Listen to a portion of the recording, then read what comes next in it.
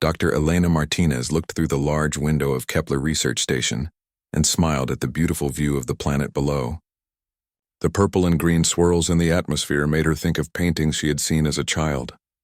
She had been working on this station for 3 years now, studying strange crystal life forms that grew in the planet's caves. These crystals could help humans understand how life might exist on other worlds. The research station was home to 847 people. Most were scientists like Elena, but there were also families with children, engineers who kept the station running, and teachers who ran the small school.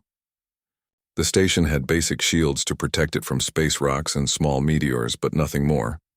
After all, humans had been peaceful in space for over 50 years.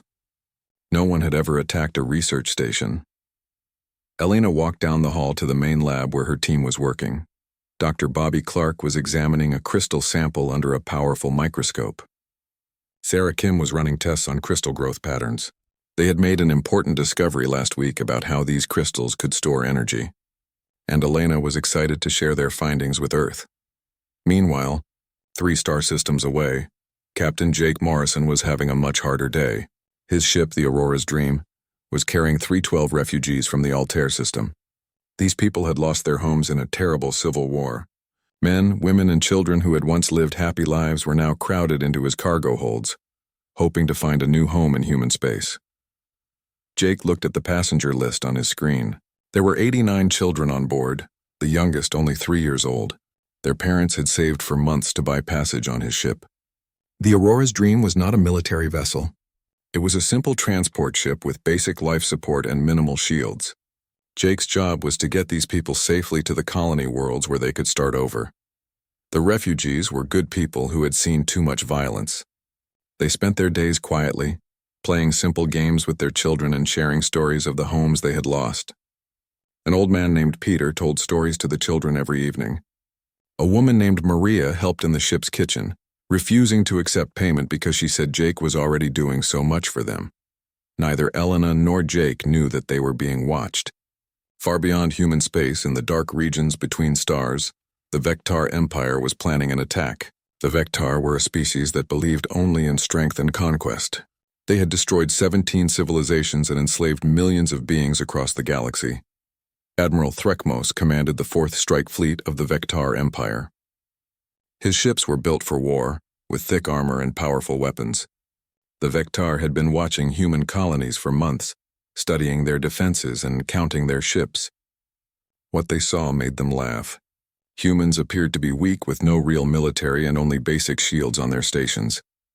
Threkmos stood on the bridge of his flagship, the Dominator, looking at reports about human settlements. His intelligence officers told him that human research stations had valuable technology and resources. More importantly, they said humans would make excellent slaves because they were smart, but not strong enough to fight back effectively. The Vectar plan was simple. They would attack several human settlements at once, taking prisoners and resources before Earth could respond. They believed humans were too soft and peaceful to fight a real war. The Vectar had crushed other peaceful species before, and they expected humans to surrender quickly when faced with superior force. On the morning of the attack, Elena was working in her lab when the station's alarm system suddenly began screaming. Red lights flashed in the corridors as the emergency announcement echoed through the station. Unknown ships had appeared near the station and were not responding to communication attempts. All civilians were ordered to evacuation stations immediately. Elena ran to the window and saw something that made her blood freeze. 47 dark ships hung in space around the station like predators surrounding prey. These ships were unlike anything she had ever seen, covered in spikes and weapon ports. As she watched, bright energy beams began striking the station's outer sections. The station shook violently as the alien weapons tore through the basic shields like paper. People screamed and ran through the corridors trying to reach the evacuation pods. Elena grabbed her research data and ran toward the escape routes, but she could already see that many sections of the station were being deliberately targeted to prevent escape. At the same time, Captain Jake Morrison was dealing with his own crisis. His ship had received a distress signal from what appeared to be a merchant vessel under attack by pirates. Jake immediately changed course to help, because that was what humans did. They helped each other even when it was dangerous. As the Aurora's Dream approached the distress signal, Jake realized too late that it was a trap. The merchant ship was actually a Vectar vessel, and as soon as Jake's ship came close, 6 Vectar warships uncloaked around them. Powerful energy beams struck the Aurora's Dream, disabling its engines and weapons in seconds. Jake tried to send out a distress signal, but the Vectar jammed all communications. In the cargo holds, the refugees huddled together in fear as armed Vectar soldiers boarded their ship. The aliens were tall and covered in thick dark scales. They carried weapons that could kill a human with one shot. The Vectar soldiers separated the refugees by age and health. Children were put in one group, adults in another. The soldiers spoke in harsh, grating voices about slaves and prophets. Jake tried to protect the children, but a Vectar weapon blast knocked him unconscious. Back at Kepler Station, Elena managed to reach an evacuation pod, but as she tried to launch it, Vectar soldiers smashed through the pod bay doors. They grabbed her and 17 other researchers, dragging them back into the station. The aliens seemed particularly interested in the scientists, probably because they wanted to steal human technology and research. Admiral Threkmos was pleased with the easy victory. In less than 6 hours, his forces had captured 3 human settlements and over 1,000 prisoners. The humans had barely fought back, just as his intelligence had predicted. The Vectar had added valuable slaves to their empire and gained access to useful technology and resources. As Vectar ships loaded their prisoners and prepared to leave human space, emergency beacons from the attacked settlements sent automatic distress signals across the galaxy. These signals traveled through space toward Earth, carrying news of the attack and the coordinates of the Vectar ships. What Admiral Threkmos did not know was that every human settlement had a special emergency beacon that could not be jammed or destroyed. These beacons were connected directly to a secret Earth Defense Command facility hidden in the asteroid belt around Earth's sun. For 30 years, this facility had been waiting for exactly this kind of attack. The peaceful colonies had been attacked. Innocent people had been taken prisoner, and children were in danger. The Vectar Empire had just made the biggest mistake in their long history of conquest. They had attacked Earth's children, and now they were about to learn what happened when humanity's protective instincts were awakened. Deep inside an asteroid belt around Earth's sun, Admiral Rachel Stone sat in the command center of Cerberus Station. The station was completely hidden from outside view, built inside a large asteroid that had been hollowed out over 30 years. Only a few hundred people in the entire human government knew this place existed. Rachel had been expecting this day for her entire career. She was 62 years old and had spent the last 30 years preparing for the moment when someone would attack human civilians. The emergency beacons from the Kepler system, the Aurora's Dream, and 2 other settlements were flashing red on her command screen. The message was clear and terrible. Research stations had been attacked. Refugee ships had been captured.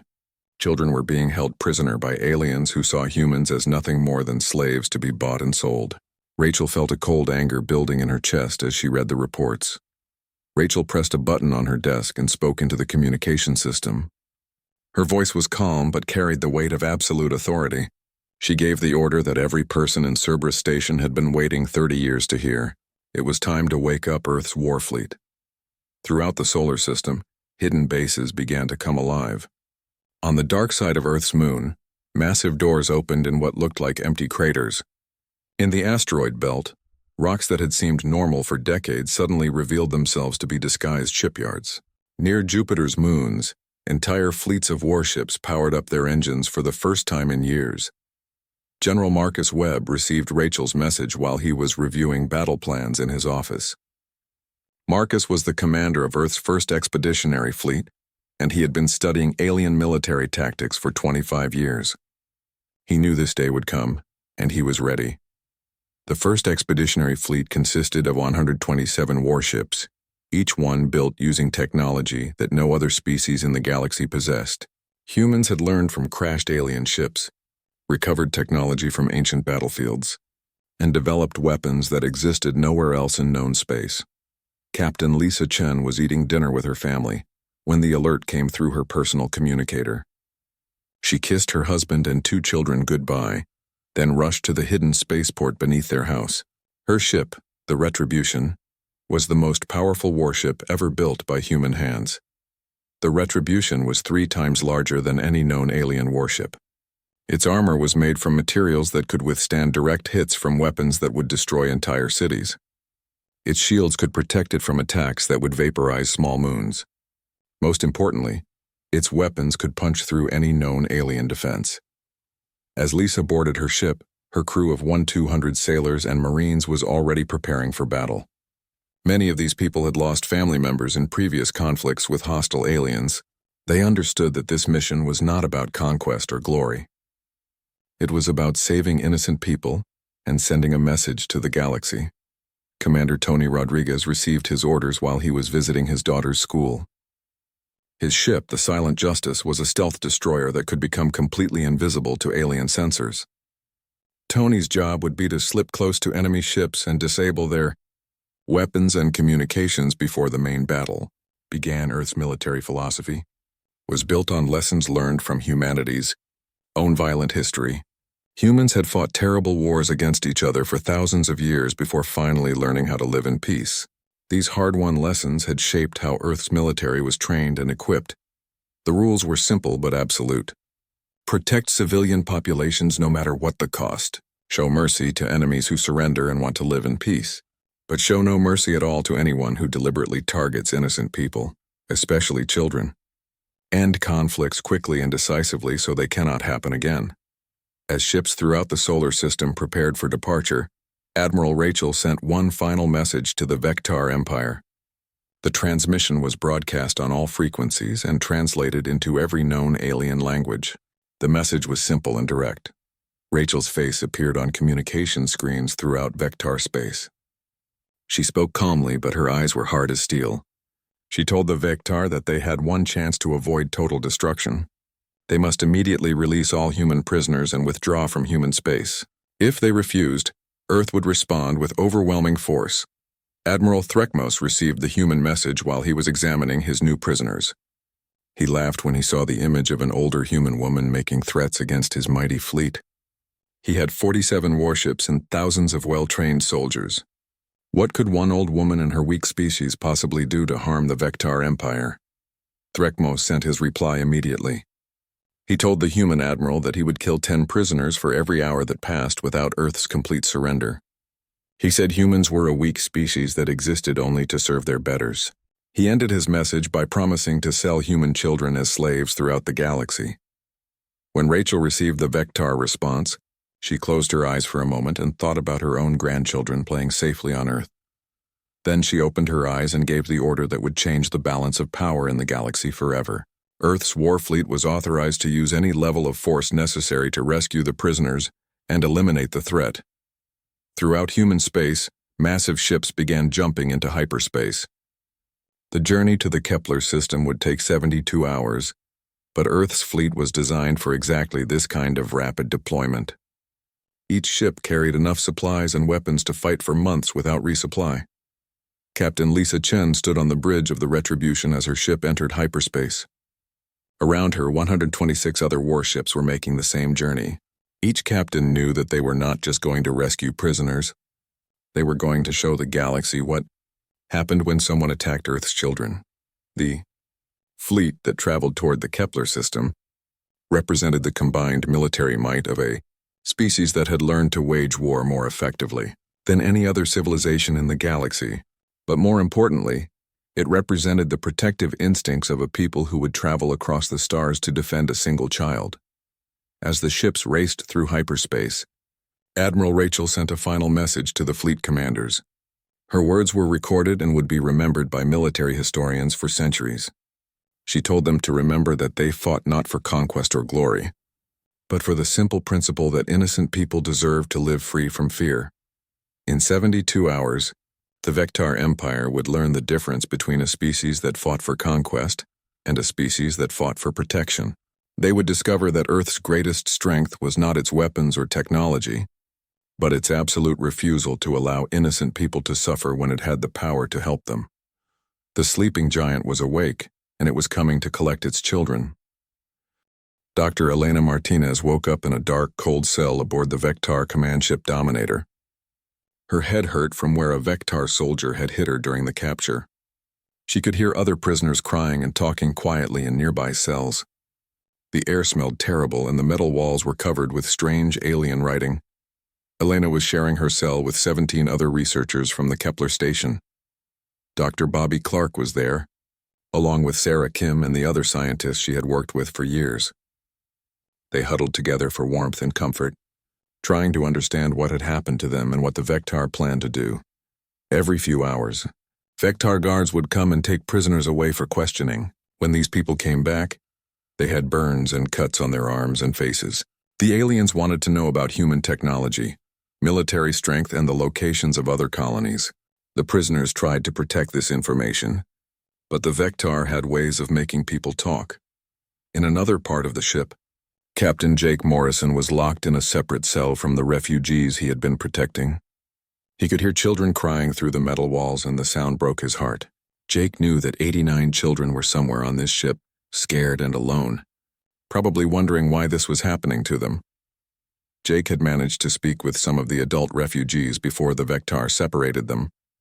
He learned that the aliens were planning to sell healthy adults as slaves to other species, while keeping the children as leverage against human resistance. The thought of those innocent children being used as bargaining tools made Jake angrier than he had ever been in his life.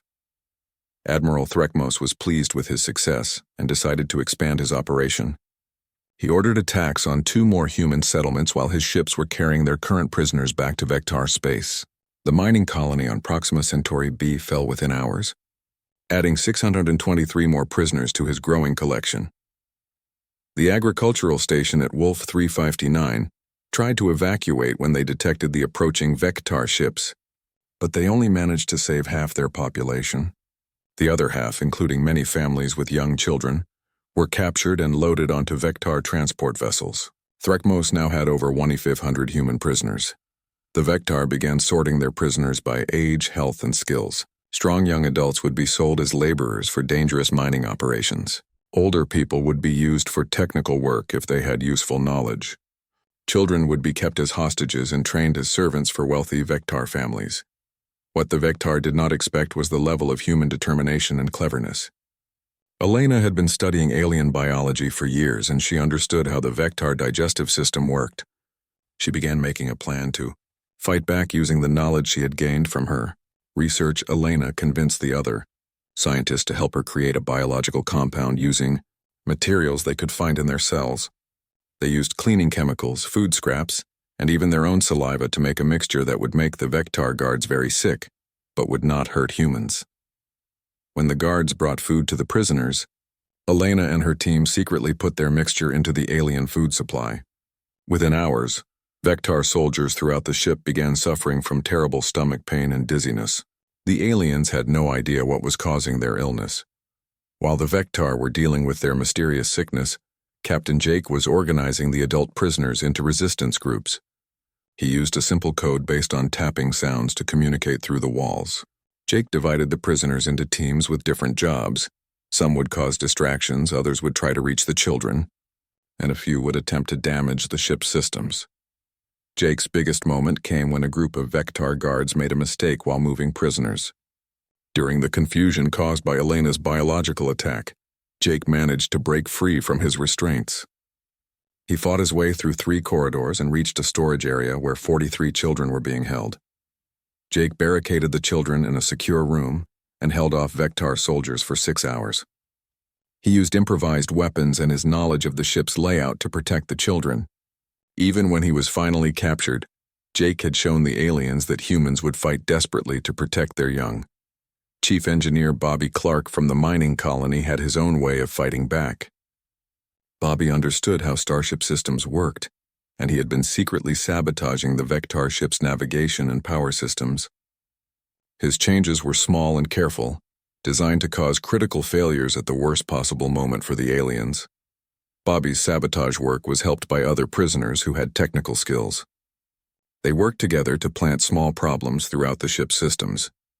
When the time came for serious fighting, these sabotaged systems would fail and leave the Vectar unable to defend themselves effectively. The human resistance efforts began to worry Admiral Threkmos. He had conquered many species before, but none of them had shown this level of creativity and determination when captured. Most species either gave up immediately or tried simple, unsuccessful escape attempts. The humans were different. Threckmos decided to make an example that would break human resistance. He selected 10 prisoners for public execution, including Dr. Elena Martinez and Captain Jake Morrison. The executions would be broadcast across human space as a warning about what happened to species that defied the Vectar Empire. The Admiral scheduled the executions for exactly 72 hours after his first attack on human settlements. He wanted to give Earth enough time to see the broadcast and understand that resistance was hopeless. He believed this would force humanity to surrender completely and accept Vectar rule. As the countdown to execution began, the human prisoners continued their resistance efforts. They knew that Earth would come for them, but they also knew they had to stay strong until help arrived. Elena continued working on ways to sabotage the ship's systems. Jake kept organizing the prisoners and protecting the children whenever possible. The Vectar had no idea that their easy victory was about to become their greatest defeat. They had captured humans expecting to find weak, helpless victims. Instead, they had captured a species that would fight with intelligence, creativity, and determination to protect each other, especially their children. As the final hours before execution passed, the prisoners could feel that something was different. The ship's systems were starting to show problems from Bobby's sabotage. The guards were still sick from Elena's biological attack. And somewhere in the distance, sensors were beginning to detect something approaching through hyperspace. Earth's children had shown their captors what human determination looked like, and now Earth's protectors were coming to show them what human anger looked like. The Vectar sensor operator on the bridge of the Dominator stared at his screen in confusion. Something was approaching through hyperspace, but the readings made no sense. The computer showed incoming ships, but they were much larger than any vessel in the Vectar database. The operator called Admiral Threckmos to the sensor station. Threckmos looked at the sensor readings and laughed. The humans were finally sending a rescue fleet, just as he had expected. According to his intelligence reports, Earth had only a few dozen patrol ships and some civilian transports. His 47 warships would easily destroy whatever pathetic force the humans had managed to gather. The Admiral ordered his ships into battle formation. The Vectar fleet spread out in a classic attack pattern, with heavy warships in the center and faster ships on the flanks. Threckmos planned to destroy the human rescue fleet quickly, then broadcast the battle to Earth as proof that resistance was hopeless. 30 minutes before the human fleet arrived, space around the Kepler system began to shimmer and distort. The Vectar sensors detected energy signatures unlike anything they had ever seen. Whatever was coming through hyperspace was using technology that was far more advanced than anything in their experience. When Earth's fleet finally emerged from hyperspace, Admiral Threckmos felt a cold fear grip his heart for the first time in his military career. Instead of a few dozen small ships, 127 massive warships appeared in perfect formation. The largest ship was 3 times the size of his own flagship and bristled with weapon systems he could not identify. Captain Lisa Chen stood on the bridge of the Retribution and looked at the Vectar fleet through her main screen. Her ship's sensors showed the locations of all enemy vessels, as well as the ships containing human prisoners. Lisa felt a mixture of anger and determination as she thought about the innocent people being held captive by these aliens. Admiral Rachel Stone's face appeared on communication screens throughout the Vectar fleet. Her voice was calm and cold as ice when she spoke. She told Admiral Threckmos that he had one final chance to surrender and release all human prisoners. If he refused, Earth would show no mercy to those who harmed innocent people.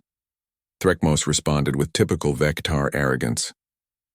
He threatened to execute all human prisoners immediately if the Earth fleet did not withdraw. He boasted about Vectar military superiority and promised to add human warships to his collection of conquered vessels. His biggest mistake was assuming that humans would negotiate when their children were in danger. Rachel's response was simple and final. She told Threckmos that he had chosen his fate.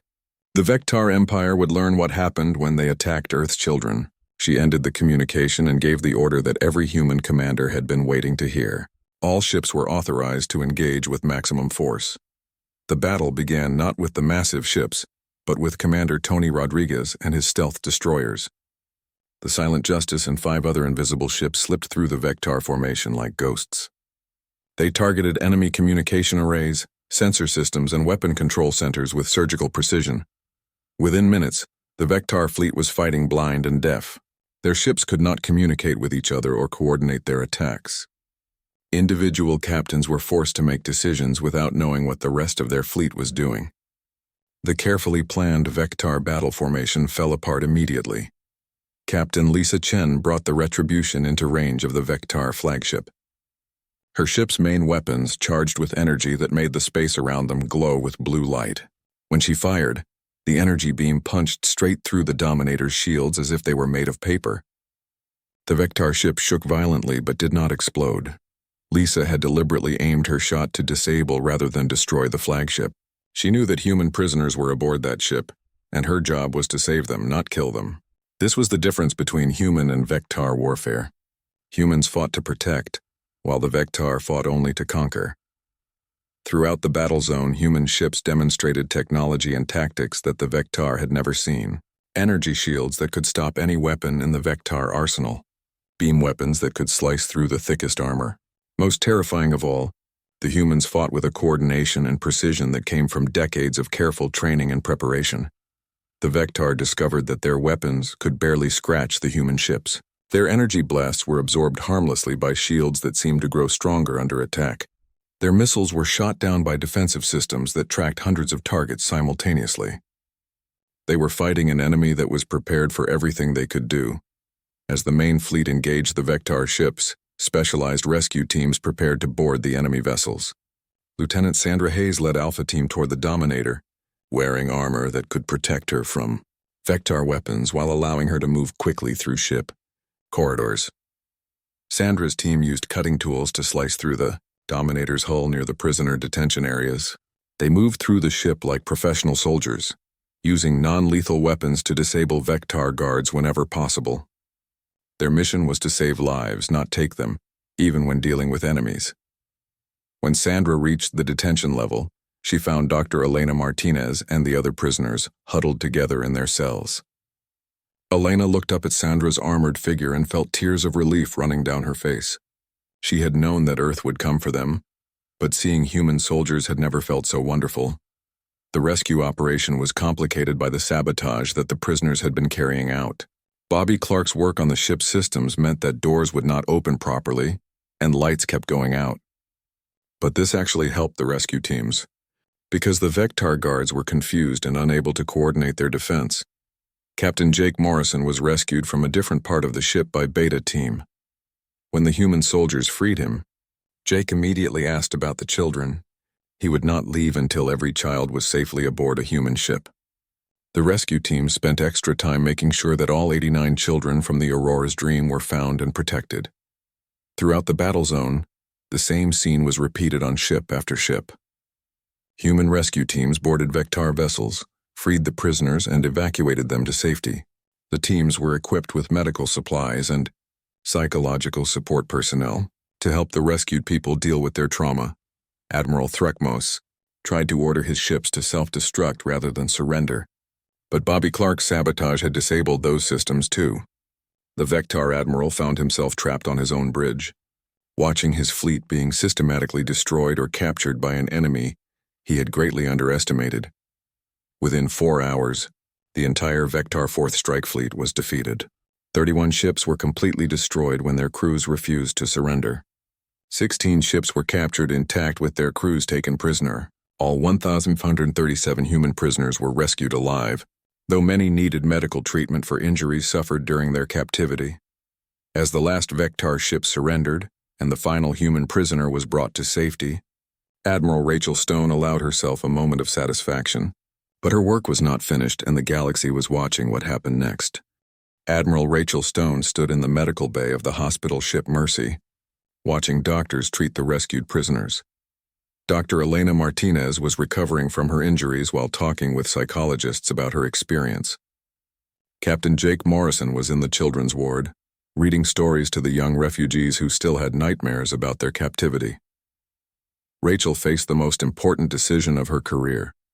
The captured Vectar officers and soldiers were being held in secure detention areas, waiting to learn their fate.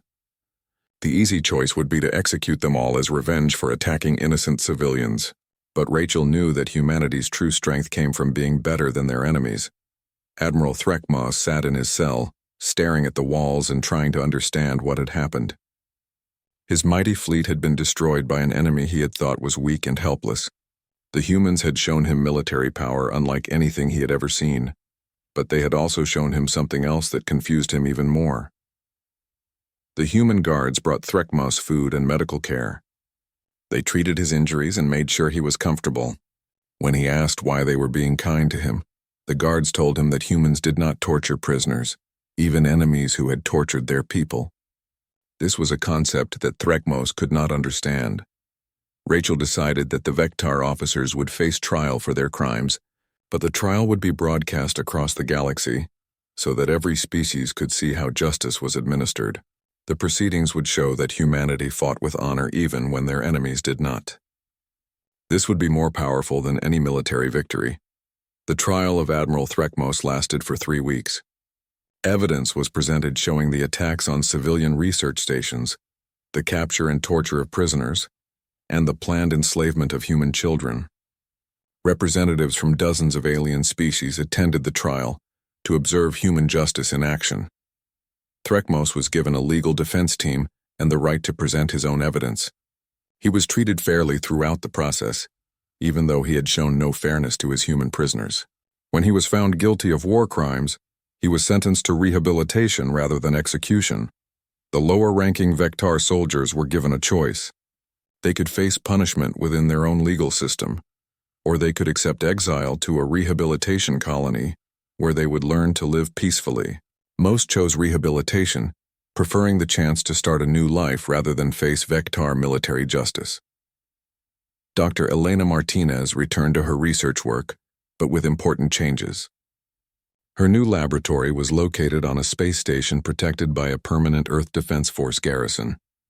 She continued her studies of alien biology, but now her work was considered vital to human security as well as scientific knowledge.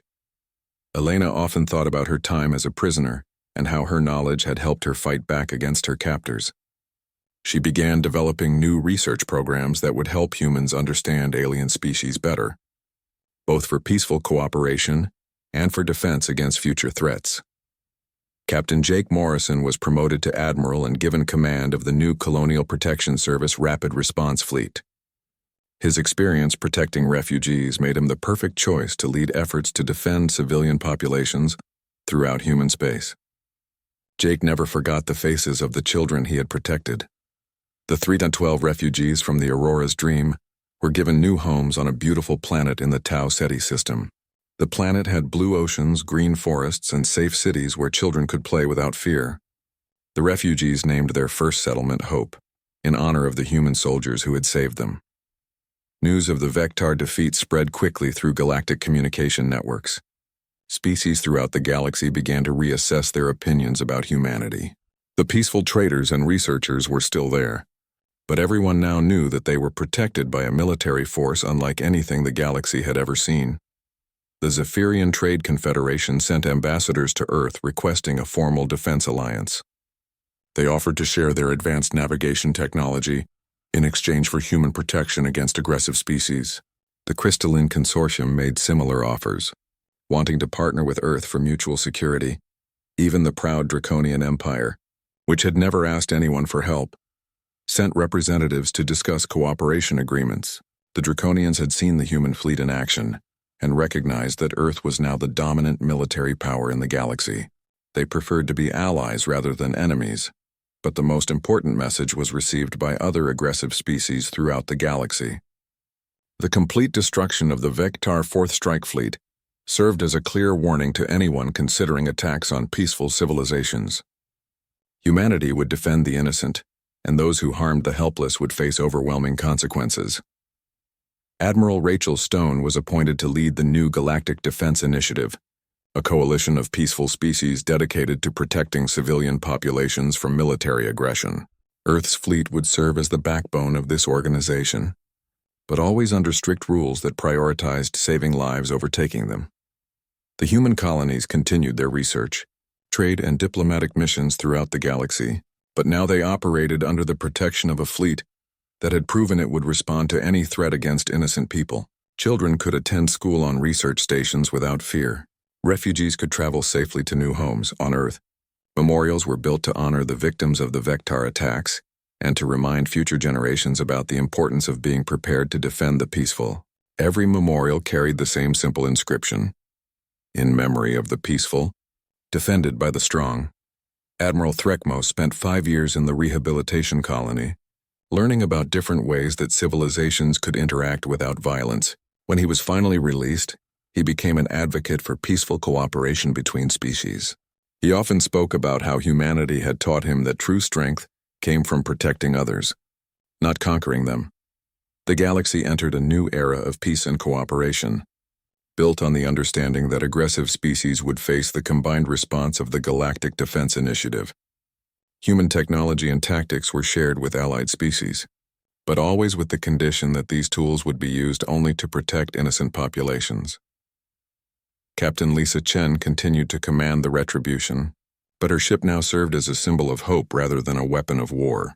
When the Retribution appeared in a star system, peaceful species knew they were safe, while aggressive species knew they should think carefully about their actions.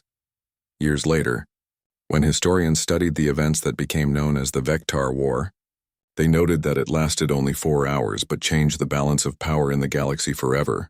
The war showed that Earth's greatest weapon was not its technology or ships, but its absolute commitment to defending those who could not defend themselves. In the end, the Vectar attack had accomplished the opposite of its intended goal. Instead of conquering weak humans, it had revealed to the galaxy that Earth's children were never truly helpless. They were protected by guardians who remembered their own species' violent past and had sworn that no innocent person would suffer the way humanity had once suffered. The message was clear to every species in the galaxy: attack the helpless, and Earth's war fleet would arrive without mercy, but with justice.